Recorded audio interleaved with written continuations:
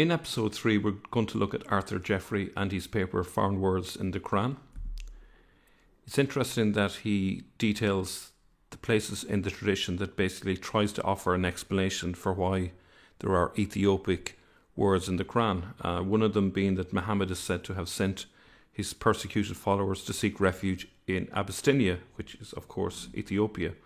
Then there is the story that his first nurse was an Abyssinian woman. And then there's the idea that the Prophet was particularly skilled in the Ethiopic language. We see here examples of how the Sin attempts to explain away the glaringly obvious the presence of foreign words in the Quran. I don't necessarily buy into this story. It seems like they are constructing details about Muhammad's biography around the nature of the Quran. So they're taking the Quran as a starting point and then building up a biography to fit how they perceive the Quran. Rather than it being a legitimate biography. Abyssinian slaves appear to have been not uncommon in Mecca. He goes on to say, it would not have been difficult for Muhammad in his boyhood to have learned many words of religious significance from such sources, if we believe that tale, of course. He also goes on to say, be borne in mind that during the Aksumite occupation of South Arabia, many Ethiopic words of cultural significance may have come into current use in Arabia through commercial and political intercourse. So, of course, that part of Ethiopia, Aksum, took over southern Arabia for quite a while, and so we can imagine Ethiopic words entering Arabia that way, and that would explain to some extent the presence of Ethiopic words.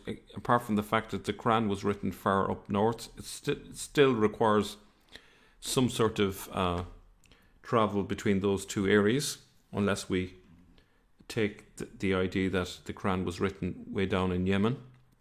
But considering that there's only a tiny percentage of words which are Ethiopic, it's probably more likely that there was some members of the committee that wrote the Quran that had a few of these words, and somehow that entered the Quran. Here are some examples that he gives. Egypt, he says it occurs only along with the Ethiopic word tagut, as in the sentence they believe in Egypt and tagut.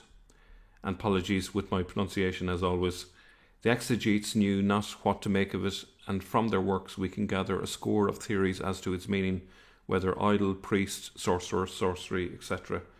It was generally agreed that it was an Arabic word, and he goes on to say that some of the philologers, however, admitted that it was a foreign word, and from As-Suyuti we learn that some of them even knew it was Ethiopic. So it's kind of an open secret that there are Ethiopic words in the Quran.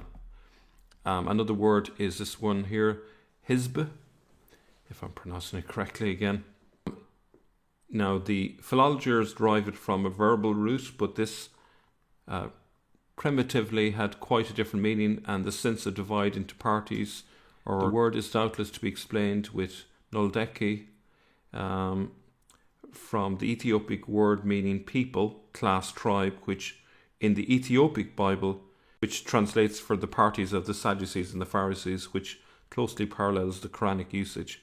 So it's referring to parties or groups or sects.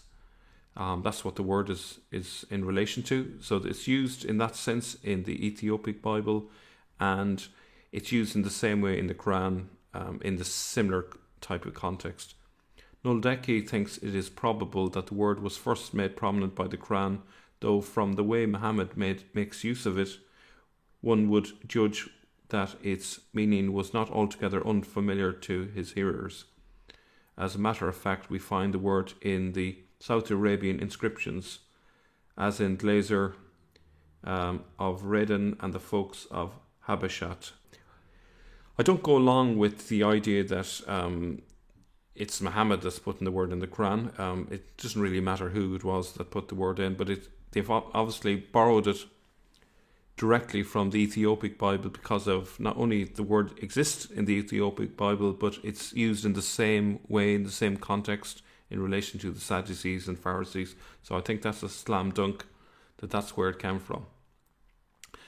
So do I believe it was due to the inspiration of the angel Jibril, that's the reason why these words are in the Quran? No, I think they simply have used a piece of text found in the Ethiopic Bible. And then there's this other word, and I think it's pronounced shuwa, and apologies if I'm mispronouncing it, a drinking cup. It occurs only in the Joseph story for the king's drinking cup, which was put in Benjamin's sack. The word was a puzzle to the exegetes, and we find a fine crop of variant readings. So either of these would make it mean a measure for grain, and would probably mean something fashioned or molded, example, a gold ornament. The Muslim authorities take the word as Arabic, but Noldeke has shown that it is the Ethiopic word shuwa, which is actually the word used of Pharaoh's cup in the Joseph story of Genesis 90 in the Ethiopic Bible. So it's pretty obvious that they are borrowing words from the Ethiopic Bible, and this is a big deal, really. They can't get away with just saying, oh, this is just a word that was inherited into the culture in Saudi Arabia. No, this is a word that's directly coming from the Ethiopic Bible, and there's an intention there. There's a direct use from the Ethiopic Bible. So they're using the Ethiopic Bible as they're constructing the Quran. And that's it for today. Thank you for watching. Talk to you all very soon.